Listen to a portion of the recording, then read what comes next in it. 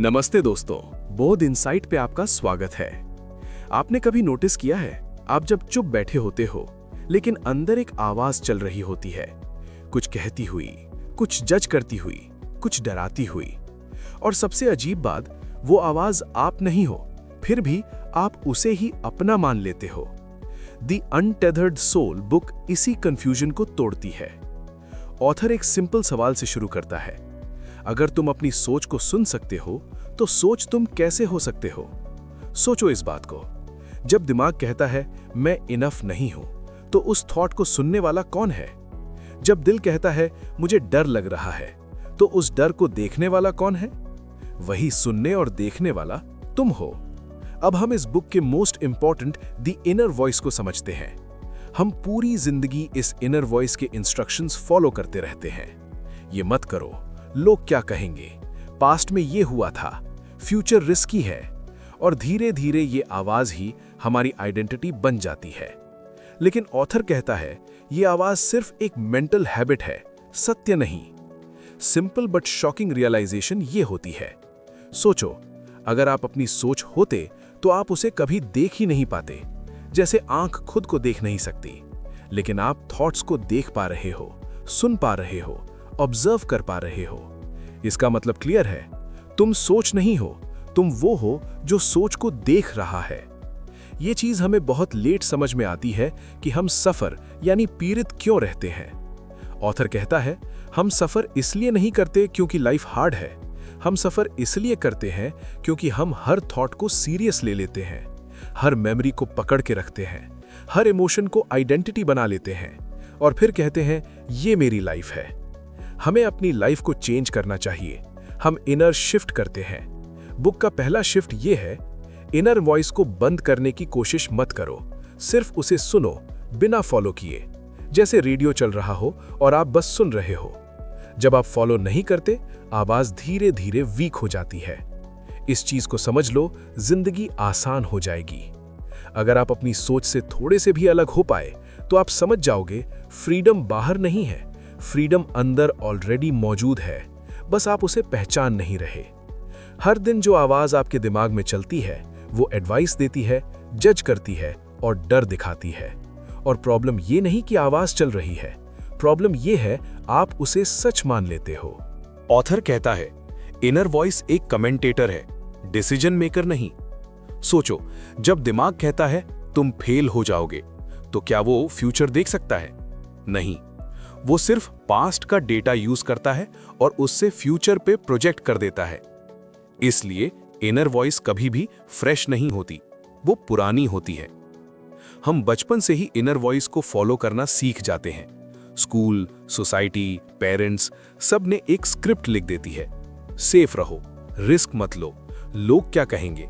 और धीरे धीरे ये आवाज ही हमारी लाइफ चलाने लगती है। यहां पे ऑथर एक सिंपल ऑब्जर्वेशन देता है, जब आप शांत बैठे हो और अचानक एक थॉट आता है, तो क्या आपने उसे इनवाइट किया था? नहीं, थॉट अपने आप आता है। और जो चीज अपने आप आ रही है वो आप कैसे हो सकती है? इनर वॉइस आपको हमेशा कंफर्ट जोन में रखती है, क्योंकि चेंज में रिस्क होता है और रिस्क से ईगो डरता है। इसलिए जब आप ग्रो करने वाले होते हो, आवाज बोलती है अभी मत करो, और आप रुक जाते हो। और बुक यहां एक स्ट्रॉन्ग सत्य बोलता है, जो आवाज आपको छोटा रखने के लिए है वो आवाज आपकी नहीं हो सकती। रियल सेल्फ कभी रिस्ट्रिक्ट नहीं करता, वो अलाउ करता है। इसको प्रैक्टिकल से समझते हैं। अगली बार जब इनर वॉइस बोले तुम नहीं कर पाओगे, तो आर्ग्यू मत करो, बस ऑब्जर्व करो और कहो इंटरेस्टिंग थॉट, और अपना एक्शन फियर के अकॉर्डिंग नहीं, वैल्यूज के अकॉर्डिंग लो। एग्जाम्पल से समझते हैं। पब्लिक स्पीकिंग का चांस मिलता है, माइंड बोलता है लोग जज करेंगे। अगर आप सुन लोगे, ग्रोथ रुक जाएगी। अगर आप देख लोगे और फिर भी स्टेज पे चले जाओगे, तो इनर वॉइस की पावर टूट जाएगी। ऑथर कहते हैं इनर वॉइस का कंट्रोल तब जाता है जब आप एक्शन लेते हो उसके खिलाफ। हर बार जब आप एक्ट करते हो, आवाज थोड़ी कम हो जाती है। इनर वॉइस की प्रैक्टिस ऐसे करना चाहिए। रोज 2 मिनट शांत बैठो, जो भी थॉट आए उसे सिर्फ देखो, फॉलो मत करो, पुश भी मत करो, बस देखो। ये देखना ही आपकी फ्रीडम का गेट है। अगर आप इनर वॉइस को सिर्फ एक नॉइज की तरह देख पाए तो आप समझ जाओगे आवाज अंदर है, लेकिन आप उससे बड़े हो। जो भी आपने जिंदगी में महसूस किया है, खुशी, दर्द, रिजेक्शन, इंसल्ट, वो सिर्फ मेमोरी बैंक में स्टोर नहीं होता, वो एनर्जी बनकर आपके अंदर रह जाता है। इंडियन फिलॉसफी इसे कहती है संस्कारा। संस्कारा मतलब पास्ट का वो इमोशनल इम्प्रिंट जो अभी भी आपके डिसीजंस कंट्रोल करता है। बचपन में किसी ने आपको बोला तुम काम के नहीं हो। उस वक्त जो दर्द फील हुआ, अगर उससे पूरी तरह महसूस नहीं किया तो वो प्रेशर बनकर रह गया। आज जब कोई थोड़ा सा भी क्रिटिसाइज करता है तो वही प्रेशर एक्टिवेट हो जाता है और आप ओवर रिएक्ट कर देते हो। ये रिएक्शन प्रेजेंट का नहीं होता, ये संस्कारा का रिस्पॉन्स होता है। ऑथर कहते हैं आप इमोशनल हो इसलिए वीक नहीं हो, आप इमोशनल हो क्योंकि आप पुराने इमोशंस को अभी तक कैरी कर रहे हो। हर संस्कारा आपके एनर्जी सिस्टम में एक ब्लॉक क्रिएट करता है और जहां ब्लॉक होता है वहां फ्लो नहीं होता। संस्कारा साइकिल का मतलब है कोई इवेंट होता है, इमोशन अराइज होता है, आप उसे रेजिस्ट करते हो, इमोशन अंदर कहीं दब जाता है और वो संस्कारा बन जाता है। फिर फ्यूचर में सेम पैटर्न रिपीट होते रहता है। आप सोचते हो मैं ऐसा ही हूं, लेकिन सच ये है आप ऐसे कंडीशन्ड हो गए हो। ऑथर बोलते हैं इमोशन कोई प्रॉब्लम नहीं है, प्रॉब्लम तब बनती है जब इमोशन को आप अलाउ नहीं करते। इमोशन को अगर पूरी जगह मिल जाए तो वो नेचुरली डिसॉल्व हो जाता है, जैसे वेव आती है और चली जाती है। हमें हीलिंग प्रैक्टिस ऐसे करना चाहिए। अगली बार जब स्ट्रॉन्ग इमोशन आए, जेलसी, एंगर, सैडनेस, तो माइंड में मत जाओ, स्टोरी मत बनाओ, ब्लेम मत करो, बस बॉडी में देखो। चेस्ट में प्रेशर, स्टमक में टाइटनेस, उस सेंसेशन को अलाउ करो। भागो मत, फाइट मत करो, सिर्फ फील करो। आप देखेंगे 5-10 मिनट में एनर्जी सॉफ्टन हो जाती है। एग्जाम्पल से समझते हैं। किसी ने आपको इग्नोर किया, माइंड बोले मुझे रिस्पेक्ट नहीं मिलती। इस थॉट के पीछे एक संस्कारा है। अगर आप थॉट को फॉलो करोगे, पैटर्न रिपीट होगा। अगर आप सेंसेशन को फील करोगे, संस्कारा रिलीज होने लगेगा। ऑथर कहते हैं आपको अपने संस्कारास तोड़ने की जरूरत नहीं, उन्हें सिर्फ कंप्लीट करना होता है। जो इमोशन उस वक्त कंप्लीट नहीं हुआ, उसको अब पूरी तरह फील होने दो। जितने ज्यादा संस्कारास रिलीज होते हैं, उतना ज्यादा आप प्रेजेंट हो पाते हो, और जब आप प्रेजेंट होते हो, इनर वॉइस वीक हो जाती है। फिर आप लाइफ को रिएक्शन से नहीं, क्लैरिटी से जीने लगते हो। आखिरी ट्रुथ जो ऑथर ड्रॉप करते हैं, तुम्हारा काम लाइफ को कंट्रोल करना नहीं, तुम्हारा काम लाइफ को अलाउ करना है। और जैसे जैसे आप अलाउ करते हो, बंधन धीरे धीरे खुलते चले जाते हैं। हम जिंदगी भर चीजें पकड़ के रखते हैं, यादें, ओपिनियंस, एक्सपेक्टेशंस, लोगों के वर्ड्स, और फिर कहते हैं लाइफ हैवी लग रही है। सच ये है, लाइफ हैवी नहीं होती, होल्डिंग हैवी होता है।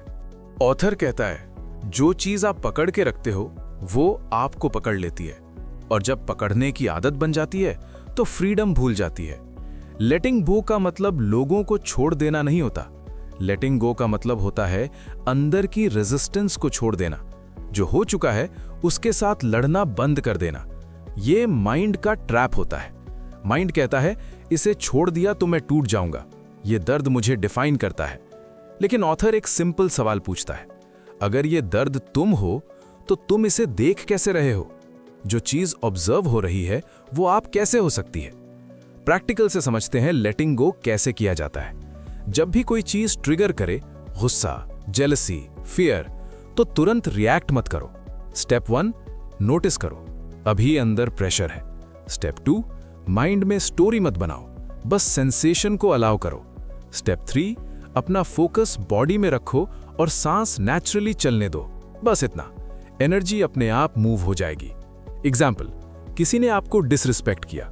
नॉर्मली आप या तो लड़ते हो या अंदर ही अंदर घुटते हो। लेटिंग गो का मतलब ये नहीं कि आप कुछ बोलो ही नहीं। लेटिंग गो का मतलब है एक्शन बिना इनर पॉइजन के। रिपीट करो, तब फ्रीडम आती है। लेटिंग गो एक बार का काम नहीं, ये एक लाइफस्टाइल है। हर दिन थोड़ा थोड़ा छोड़ते रहो, ओपिनियन, एक्सपेक्टेशन, कंट्रोल, और आप देखेंगे अंदर स्पेस बढ़ने लगती है। फिर परमानेंट इनर फ्रीडम आती है। जब आप जिंदगी को कंट्रोल करना बंद कर देते हो तो जिंदगी आपके साथ कोऑपरेट करने लगती है। फ्लो आ जाता है, और फ्लो में रहकर डिसीजंस क्लियर होते हैं, रिलेशनशिप्स सॉफ्ट होती हैं, लाइफ लाइटर हो जाती है। ऑथर का फाइनल ट्रुथ यहीं से इमर्ज होता है। तुम्हारा काम खुश होना नहीं, तुम्हारा काम ओपन रहना है। और जब आप ओपन रहते हो, खुशी नेचुरली आती है। फ्रीडम कोई फिलॉसफी नहीं, ये एक डेली प्रैक्टिस है। अगर आप सिर्फ समझ लोगे और अप्लाई नहीं करोगे तो लाइफ सेम ही रहेगी। सिर्फ वही बातें करेंगे जो आज से काम करेंगी। 1. ऑब्जर्वर मोड ऑन रखो। जब भी थॉट आए उसमें घुस मत जाओ, बस देखो एक थॉट आ रहा है। एक्शन, रोज 5 मिनट सिर्फ थॉट्स ऑब्जर्व करो। 2. माइंड की वॉइस को अथॉरिटी मत दो।